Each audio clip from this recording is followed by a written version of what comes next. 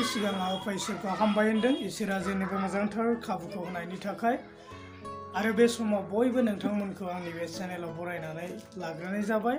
जोङो दिनै मोनसे बिषयखौ लानानै बाइबेलनिफ्राय जोङो सोलोंलायनि बेनो जाहैबाय थैनायनिफ्राय सिखांफिननायनि बिषय जोङो सोलोंलायगोन मोदोमनि सिखांफिननाय। जोङो दिनै बाइबेल पद हिसाबै बासिनानै लादों ज'हननि 2 अध्याय 19 पद। आङो बर' रावजों फरायगोन, अन्नानै खोनासंलांदो। जिसुआ बुंफिनबाय, बे खुलुमग्रा न'खौ सिफाय आरो आङो सानथामजों बेखौ दिखांफिनगोन।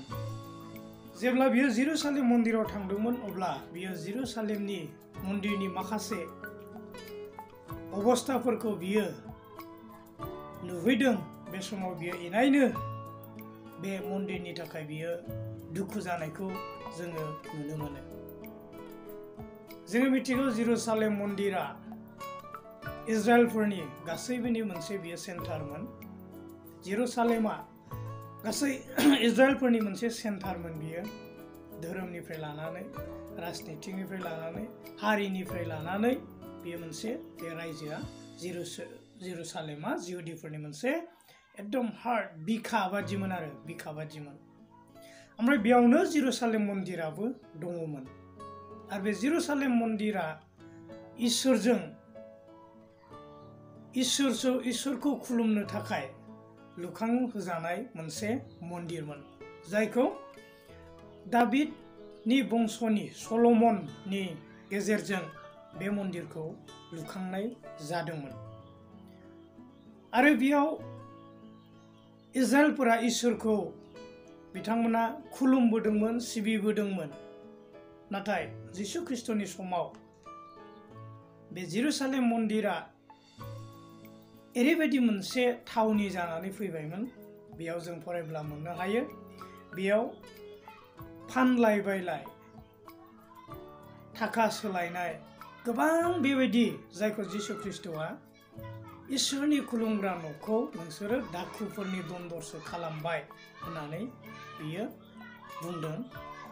आरो जिसु ख्रिस्ट'आ बेयाव फानलाय बायलाय खालामनाय, थाखाफोर सोलायनाय, बेफोर गासैबो गाज्रि हुदाफोरखौ जिसु ख्रिस्ट'आ होस्रांदों, बोस्रांदों, होखारदों। बे समाव बेयाव थानाय मानसिफोरा सोमोनांथों आरो जिसु ख्रिस्ट'जों तर्क बितर्क जादोंमोन। बे समाव बिनियाव माखासे सोंथिफोरखौ सोंनाय जादों। जेरैहाय जुदायारिफ्रा बिनियाव सोंबाय, नोङो बेफोरखौ मानो? नोङो जोंनो मा हांखो दिन्थिनो? नोंहा मा इख्तियार दं? बुंनाय नोङो बेखौ मावनानै जोंनो मा दिन्थिनो सानदों? गावखौ मा दिन्थिनो सानदों? दिनै गोबां बेबायदि जिसु ख्रिस्ट'जों आरो बे जुदायारिफोरजों तर्क बितर्क जालायदों।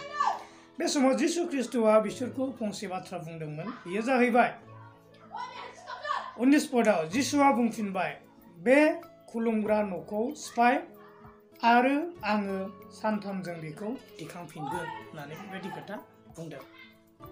बे समाव जिहुदिफोरा सोमोनांदों, जुदायारिफोरा सोमोनांदों आरो बिसोरो गावजों गाव बुंलायदों, दिनै बे खुलुमग्रा न'खौ लुखांनो थाखाय 46 बोसोर 46 years बेखौ लादोंमोन। गोबां खस्थ'नि गेजेरजों दिनै गोबां थाखा फैसा गोथौ जावनानै मोजाङै साजायनानै दिनै बे न'खौ 46 बोसोरजोंसो बेखौ लुखांनो हादों। ओमफ्राय बेयो माब्रै बेखौ सिफायोब्लाबो सानथामजों लुखांगोन होनदों बिसोरो आन्दायदों। नाथाय जिसु ख्रिस्ट'आ जे बियो थैगोन।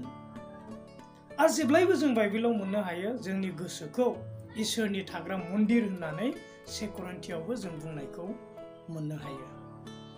दिनै जिसु ख्रिस्ट'आ गावनि बे गोसो, गावनि मोदोमखौ बियो मन्दिरजों बियो तुलना खालामदों। गावनि मोदोमखौ बियो मन्दिर होननानै बुंदों। बियो बुंदों जाहैबाय, नोंसोरो आंखौ आङो सानथामावनो आङो सिखांफिनगोन। दिनै बेखौ जिसु ख्रिस्ट'आ बियो बुंदोंमोन। मोदोमनि सिखांफिननाय, गावनि सिखांफिननाय आरो बियो गाव जे सिथारजागोन, बुथारजागोन, बुख्रेबजागोन, अब्लाबो बियो थैनायनि उनाव फबजानानै बियो सानथामाव बियो सिखांफिनगोन बेखौ बियो जुदायारिफोरनो बेखौ बियो फ्रियै सिगाङाव बियो खोन्थाग्रोनाय फंसे बाथ्रा। गमामायैनोखौ कालभारिनि गलगथा हाजोआव जिसु ख्रिस्टखौ क्रुसाव होनाय जादों ओमफ्राय बेखौ सिथारनाय जादों, बेखौ थैनायनि प्रुफ होनाय जादों, ओमफ्राय बेखौ थैनायनि प्रुफ होदों, ओमफ्राय बेखौ हाखराव फबनाय जादों। आरो हाखराव फबनायनि उनाव बियो सानथामनियाव बेखौ सिखांफिनदों होननानै जोंनो बाइबेला खोन्थायो। नैबेयाव 1 करन्थियानि 15:3 सिरि ख्रिस्ट'आ गोथार लिरनायफोर बादि क्रुसाव जोंनि पापनि थाखाय थैदोंमोन आरो फबजादोंमोन आरो बियो गोथार लिरनाय बादि सानथामनियाव सिखांफिनदोंमोन।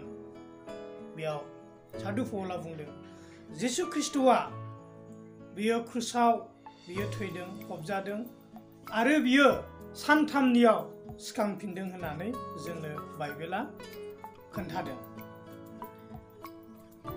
दिनै जिसु ख्रिस्ट'आ बियो सिथार जादोंमोनब्लाबो, बुग्लि जादोंमोनब्लाबो, बुख्रुब जादोंमोनब्लाबो, हाखराव फबजादोंमोनब्लाबो, नाथाय बियो सानथामाव बियो सिखांफिनदों। जोंनि बे मोदोमाबो सानसे जोङो थैगोन, सानसे जोङो फबजागोन, नाथाय जिसु ख्रिस्ट'आ जेरै सिखांफिनदों बेबादिनो जोंबो जिसु ख्रिस्ट'आ जेब्ला फैफिनगोन बे समाव जोंबो सिखांफिनगोन। जायखौ जोङो जहननि 11:24 जों मोननो हायो। बेयाव बेबायदि बुंदों, आंनो सिखांफिन्नाय आरो गोथाङा, आंखौ फोथायग्राया थैब्लाबो गोथाङै थागोन। जिसु ख्रिस्ट'आ बियो गावनो बुंदों, आंनो सिखांफिन्नाय आरो गोथाङा, आंखौ फोथायग्राया थैब्लाबो गोथाङै थागोन।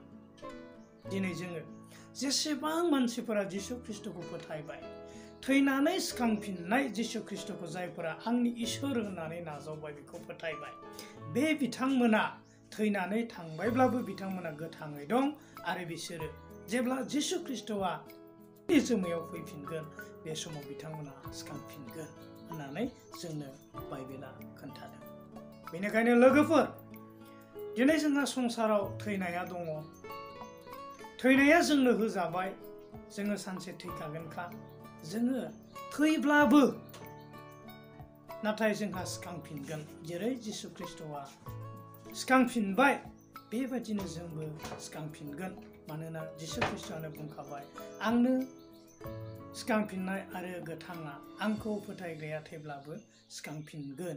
बेनिखायनो फै जोङो दिनैहाय जोङो जेन' जिसु ख्रिस्ट'नि नैथि फैनायाव सिखांफिननो हानाय बायदि, मानोना जिसु ख्रिस्ट'आ बुंदों, आंनो सिखांफिन्नाय आरो गोथाङा, आंखौ फोथायग्राया थैब्लाबो बियो सिखांफिनगोन, फोथायग्रायासो। बेनिखायनो जोङो दिनै जिसु ख्रिस्ट'खौ जोङो फोथायनि, बेखौ इसोर होननानै जों फोथायनि, जेन' जोंबो जिसु ख्रिस्ट' बादि सानसे थैब्लाबो सिखांफिननायखौ मोननाय बायदि। बाथ्रानि गेजेरजों जोंनो गावनि सोरबा लाबोथोंसै।